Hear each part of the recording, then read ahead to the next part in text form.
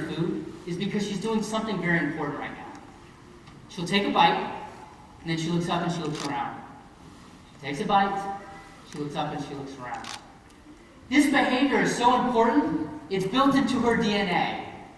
Her very blueprint that makes her a peregrine falcon has this behavior included because there's two functions it provides. One, make sure another predator is not going to come and steal her prey. You're not going to survive in the wild. Oh, there's a chicken wing. You're not going to survive in the wild if other raptors or other predators are stealing your food. But second, she's worried about being eaten herself. So she takes a bite, she looks up, she looks around, she makes her up. You're not going to take my food, are you? Big scary predator. So their DNA provides them the information that their body needs to be successful. And it's so important that it's built in there, into her DNA. All right. Do you guys like eggs? Well, one of the other reasons we feed day-old chicks, right here there's some yellow stuff, that's the egg yolk. Right there, she's working on it. Oh, now it's going to start dripping on the floor. So they get eggs, chicken wings, and chicken legs all in one meal. Talk about efficiency. When she hit the ground after being shot, she dislocated her shoulder. And so when the veterinarians x-rayed her, they pulled the pellets out of her wing, they fixed her wings. They looked nearly identical, but they could not fix that shoulder injury.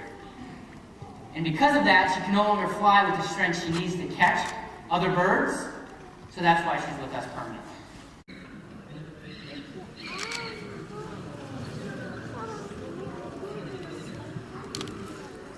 So this is your great horned owl.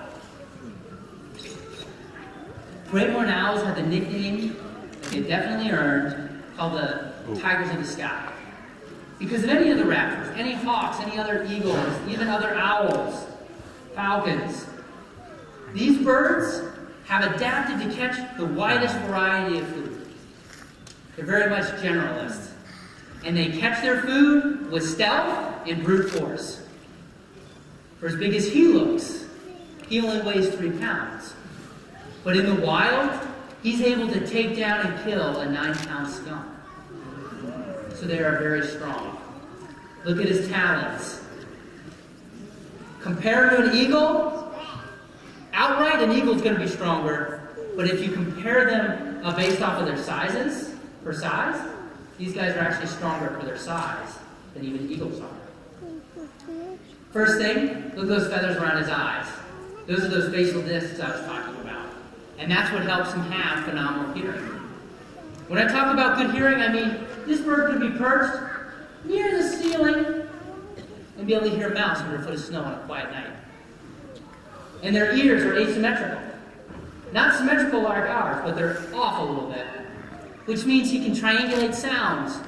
And so while he's up in that tree, he's listening, he has a general idea where that mouse is. And when he dives towards it, he'll continue to listen, and then he'll pinpoint right where it is. So he can dive into the snow, catch that mouse, never needing to even see it. That's how good their hearing is. Let me see, can I borrow you for a second? Do you want to be a quick volunteer? Come on up, climb on up. And what is your name? What is it? Chloe. Chloe, come and stand right here. Go ahead and keep your hands by your side. Just to show you how good this bird can hear, right about here, he can hear Chloe's heartbeat. The entire time he's on my glove and he looks at me, he can probably hear my heartbeat. And if I started to get nervous, and my heart started to go, or he started to feel nervousness in my arm, he's going to be like, you're nervous. I think I need to be nervous. So it's really important my body language that I convey to him is one of being calm as well, and that helps him be calm and comfortable. Chloe, you want to give me a high five? I just handled 2 on myself. How about that? Thank you very much. Yeah, she can get a round of applause and come up here. So, if you want to use your owl ears, I'm going to feed you a mouse. We'll come to your question in just a second. So that training is when you look away and not looking in my pouch is the key to getting your food. So we're just going to wait. You see him try right there? He's like, is that good enough? Alrighty, owl ears up, sit super quiet, and here we go. Wow.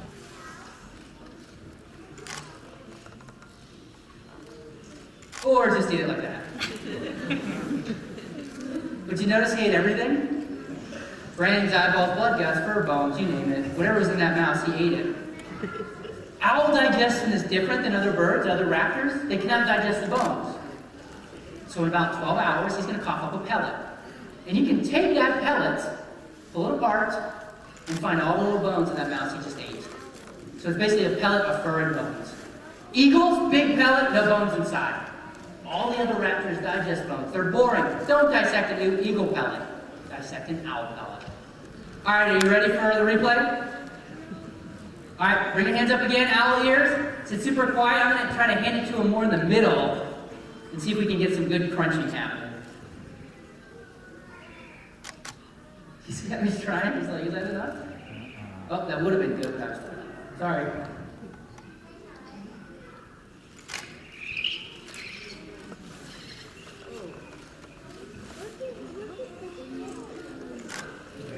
There, that was a good. Did you hear? If you didn't hear it in the back, there was a great crunch. And there we go. He took it down.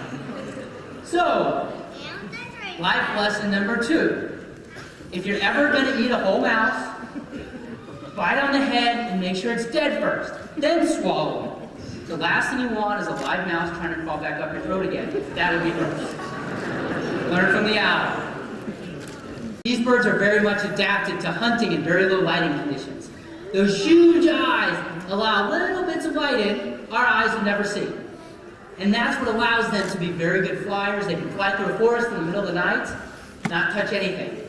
All the light they need is stars reflecting off of those green branches and leaves for them to be able to see. Next, it's kind of hard to see with him, but he too has a curved beak, like the other raptors. And of course, he's got his talons that he's going after his predator. You're too fast for him. All right, climb on up. Help him out. Maybe this could be bad. I'm going to have to be rolling around. Roll over.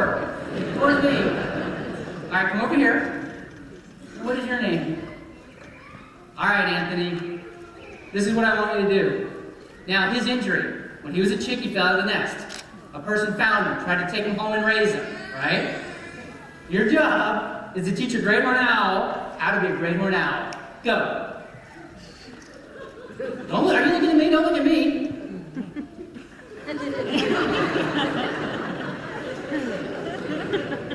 I think you're doing a great job. All right, Anthony, how old are you? You're 6? All right. Hey, Mr. Great Horned Owl, this is Anthony. He's 6 years old. I'm sure he wants to learn how to be an adult at least one day. I want you to teach him how to be an adult person. Go. Anthony's over here. He's still not even looking at it. Just as ridiculous as this sounds, it's just as ridiculous as him trying to teach this bird how to be an owl. If you ever find a raptor chick on the ground, you're doing a great job. And you know where the nest is, put it back. Birds can't smell, even a little robin. Cardinal chick. Put them back. The adults will never smell your human scent, and they will not abandon your chicks. You can also call a rehabber, someone who can help get those chicks back in the nest. But the other thing that most people don't know, these birds are incredible foster parents. So if we get an orphan raptor in, let's say an orphan great horned owl, we have a list of other nests in the area. We'll find a nest with similarly aged chicks, and then we'll put the chick in there. And the adults will be like, oh, we got another chick to feed, okay. They can't count, so they don't know. And if you put their own chick back, they'll just take care of it as if nothing happened. Oh, the other thing, do you guys see how that wing's kind of popping out? The person who found him didn't know anything about raptors. They fed him lettuce and tomatoes. He ate it because he was starving. They fed him ground beef, hot dogs, things like that. And he has the bone disease rickets.